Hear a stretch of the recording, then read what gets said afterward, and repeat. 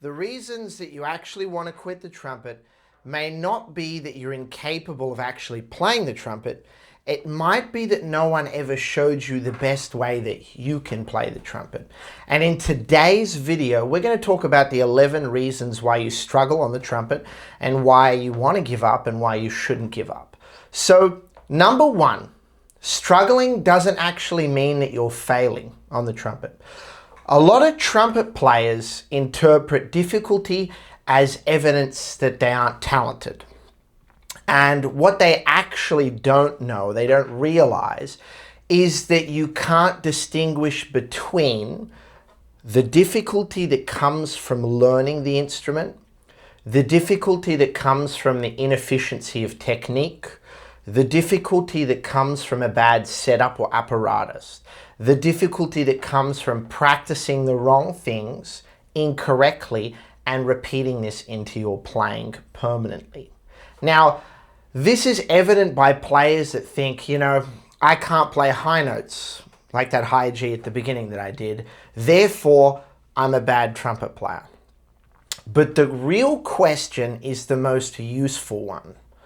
Why can't I play those notes yet?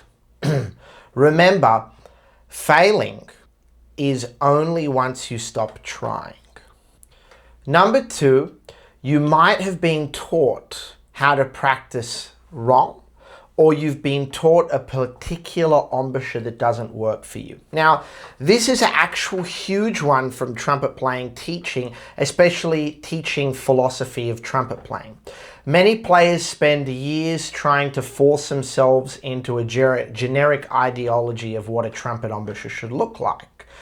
There's a lot of things on the internet about not playing on the pink, mouthpiece placement that should be in the middle of the embouchure, the apparatus. There's little actual talk about upstream versus downstream tendencies, which look like this: downstream, upstream. There's little on jaw position, whether you have to push the jaw out, the actual lip structure, the aperture, the air direction, the pressure.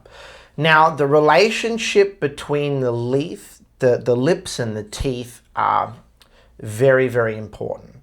So the point isn't there's one perfect embouchure out there. There isn't. There's more than like 7 billion people on the earth, all have different teeth structures, muscular structures, and everything.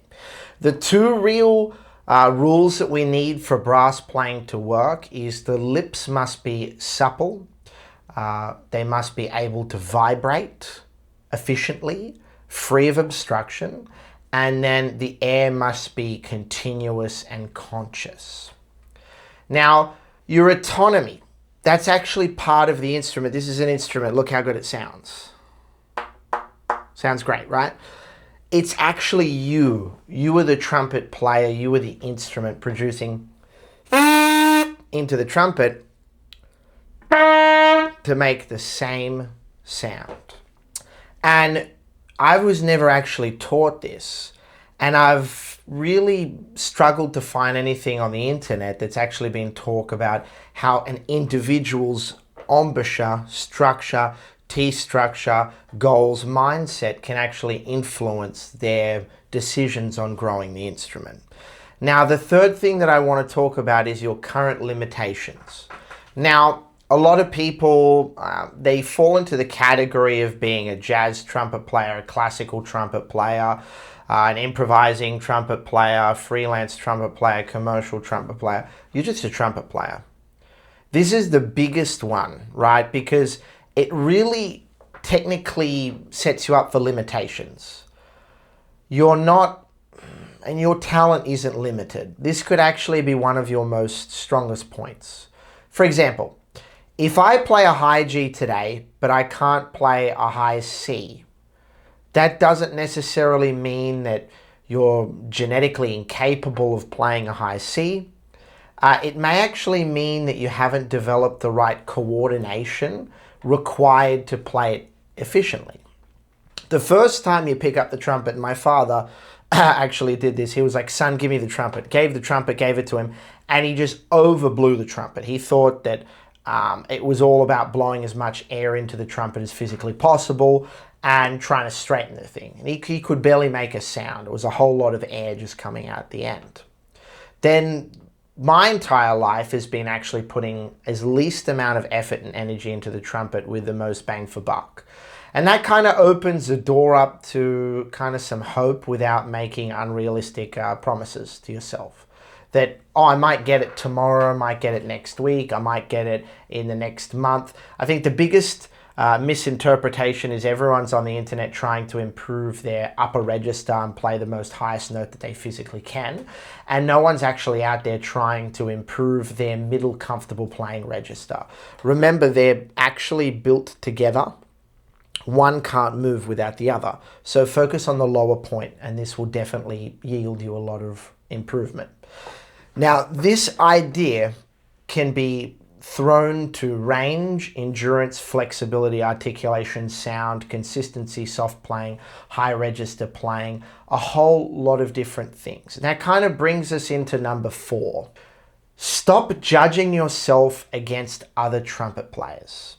This is a particularly important one for comeback trumpet players or adult trumpet players, especially if they take 10 years off, 2-3 decades off, and they come back to their trumpet and they've lost all the neurological pathways and they're trying to play like they used to play. And there was a great interview by the Wayne Bergeron, and he talks about like when he had the mandibular nerve in his mouth, the damage there, as well as shredding his vibrating surface. He was trying to play a certain way, and Bobby Shue told him that person's dead, Wayne's dead. You have to create a new one. There's a new way to have to do it. So don't go back and latch on to feelings that you had 10, 20 years ago in your trumpet playing. Now, this one's super important because we've got the internet nowadays, okay? So this makes it incredibly easy to watch someone play like screaming double C's like Mitch Cooper at Disneyland, walking around playing double A's while marching outdoors 104-degree heat all day, 5 times a day. And you think to yourself, like, why can't I do that? But you're just seeing their results. You're not actually looking at the years of dedication and development that they've done. Think about it, like how much did you have to consciously think when you were learning to walk? You might not remember it, but I guarantee you put 10,000 hours into it to be able to walk and not have to think about it. So talk about comparing, because your day 1 to your day 500 is different to my day 500 to 5,000. So that's a huge juxtaposition, especially if you're coming back to your trumpet playing after multiple decades off the trumpet. Now, number 5, you probably don't need more motivation. You've listened to the best trumpet players in the world. You've bought the best gear. You're surrounded by piles of books. You've got awards on your shelf. You've got a whole career. You've built a family. You need better feedback, especially feedback loops. So this would actually make it like more sophisticated. You already know how to play the trumpet. Players often do this lineage: practice, struggle, practice harder, get frustrated, practice even harder, tear down what they've built, and then give up on their goal. Instead of practicing, observing what they're doing, taking the instrument off their face, diagnosing what is the problem, adjusting, and then repeating it. Now, if I give you an example, playing a C sharp major scale. I have a lot of students try to do this, and they'll go like this. They'll play a wrong note, right? Like this. Oh, not like that, sorry. And they'll just keep going.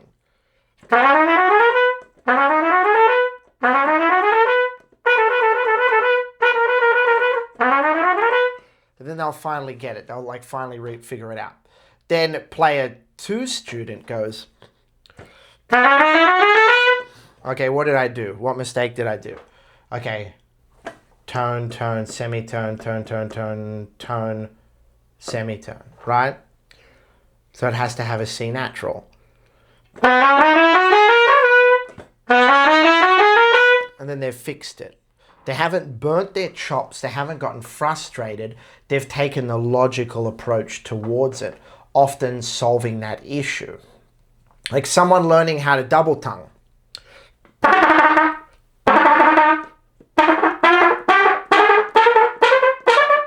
Sounds horrible. Now they might just go, oh, I just need to practice 10,000 hours to get that. So they're going.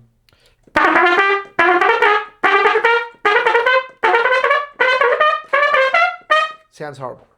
Then player 2 might be like, well, what's happening? Look on the internet, not really figure it out, but then ask someone. And they go, oh yeah, it's your airflow. So what do they have to do? Connect it.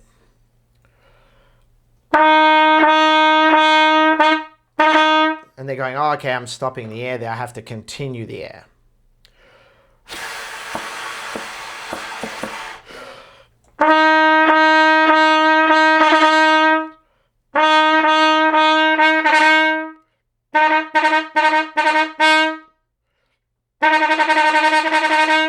Right? And then they'll fix it. They'll go, oh, I have to do that. I have to change the syllable from taka-taka-ta to tuka-tuka-tu, daga-daga-da. And they marry up the front single articulation to the back articulation. Why is that important? Everyone's got different palates, mouth structures. They need different syllables in different places to articulate. And then there's a science behind marrying the back to the front. It's not just tuka-tuka-tu or taka-taka-ta or daga-daga-da for everyone. So the player needs to know what they're trying to do and try to improve. And they need evidence and someone to actually tell them if it's working. That's where a teacher, a coach comes in, recording yourself, structured methodology becomes invaluable. Because sometimes I talk to players and, I've got hundreds of students from all across the world and I've spoken to thousands of people on consultations.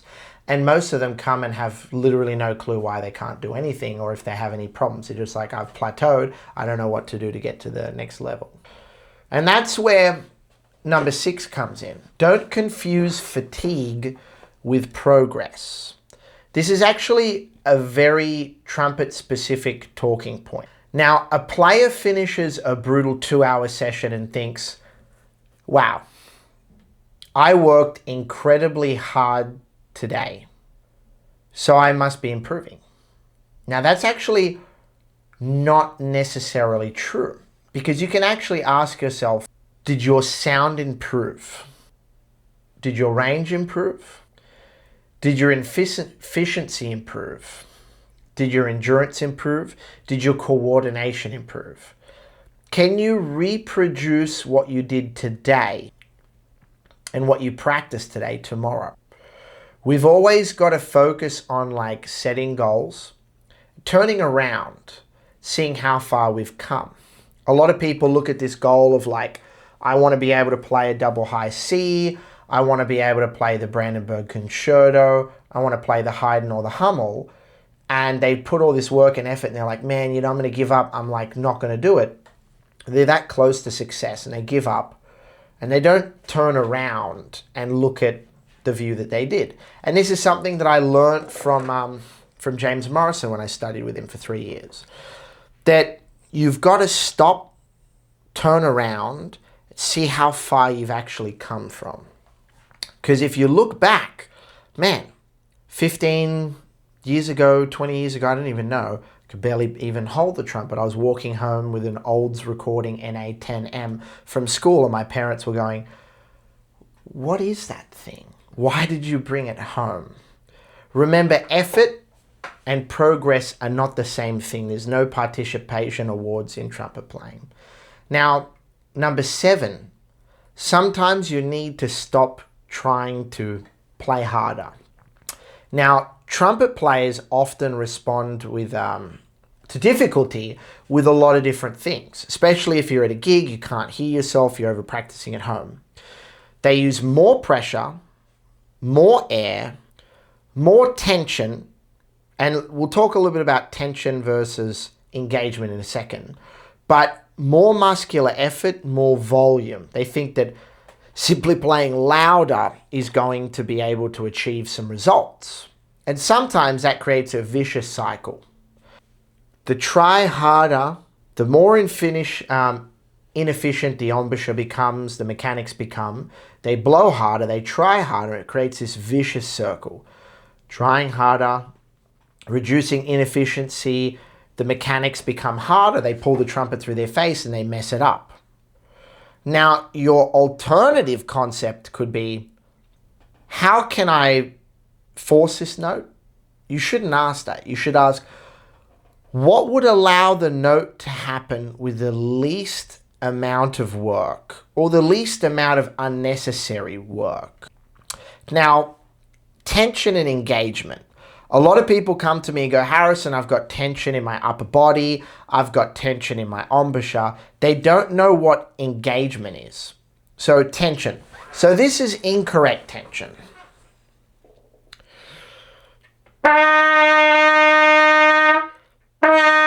I'm trying to force my throat out. If I relax completely, get rid of all my tension, engagement,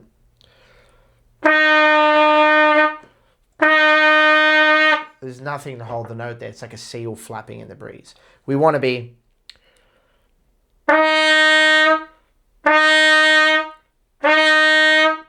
hugging the teeth to our lips.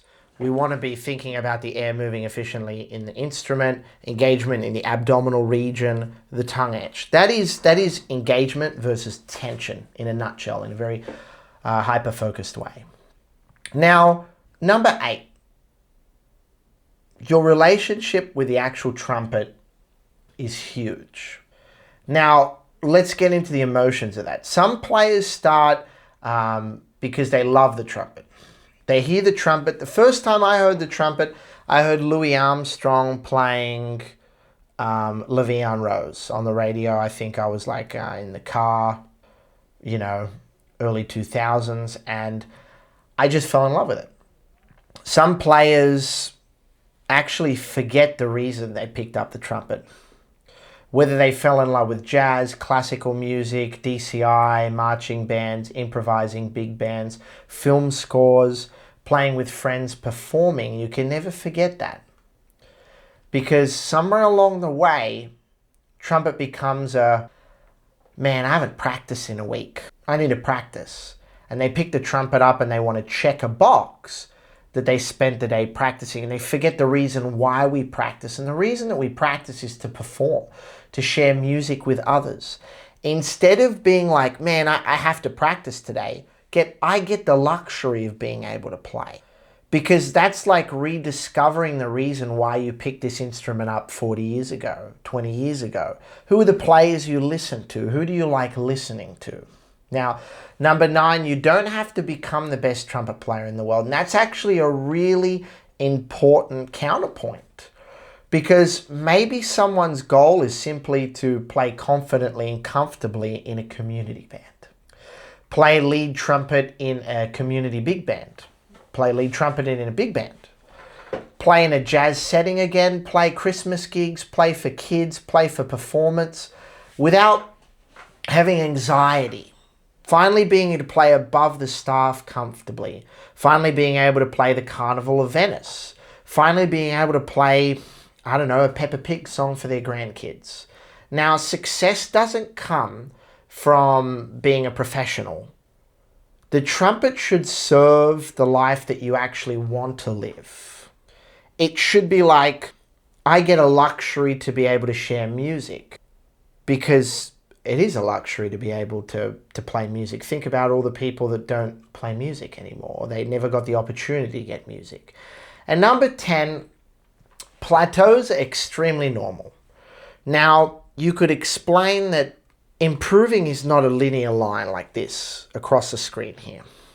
There's ups and downs, but you need to be having at least 2 steps forwards and 1 step back all the time. If you're constantly going down, you're not going to get there. And that's because you get frustrated, you pick unrealistic goals, you over-practice. Rapid improvement, plateauing, frustration, adapting, and then breaking through is what you need to do, the trajectory. Rapid improvement comes from plateauing, getting frustrating, adaptation, and then finally breaking through.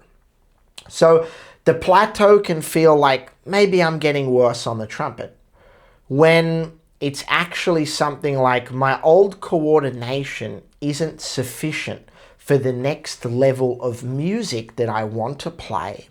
And my body needs to recognize that, and I need to be able to play more efficiently to be able to get to the next level. And this kind of gives you a completely different outlook or interpretation of the stagnation that you have. You need to be able to sit back and go, man, I want to play like Freddie Hubbard. I want to play bird-like, and I transcribed it. I wrote it all out. I can't play it because I don't know how to back time. So you start working on that to fill in the blanks so that you can get to your goal rather than just practicing it 8 hours a day. Now, number 11, sometimes quitting is actually a sign that you need a different approach. Before you put it down and you interrupt the neurological pathways, upper and lower neurons, you need to realize that, because once you break that and you put the trumpet down for an extended period of time, you forget the coordination. Sure, you can pick the trumpet up, probably make a sound, but you have to reattach those neurons and neurological pathways. So never quit. Don't do that. Before you quit, make sure that you're actively trying different ways to approach the trumpet. If someone has spent years repeating the same embouchure, the same warm-up, the same routine, the same exercises, and not getting any different results and getting the same results, do you think doing the same thing for another 5 to 10 years is probably the answer? It's not. Obviously, it's not. Albert Einstein said the definition of insanity is doing the same thing every single day and expecting a different outcome. How can we forget that? Now, I know I said 11, but I'm going to throw in a bonus one there, number 12. Before you quit, have a diagnostic. Ask yourself before quitting the trumpet, has someone objectively evaluated my embouchure? Is it correct? Experiment with mouthpiece placement. Evaluate your air and your breathing. Record yourself playing regularly, every day.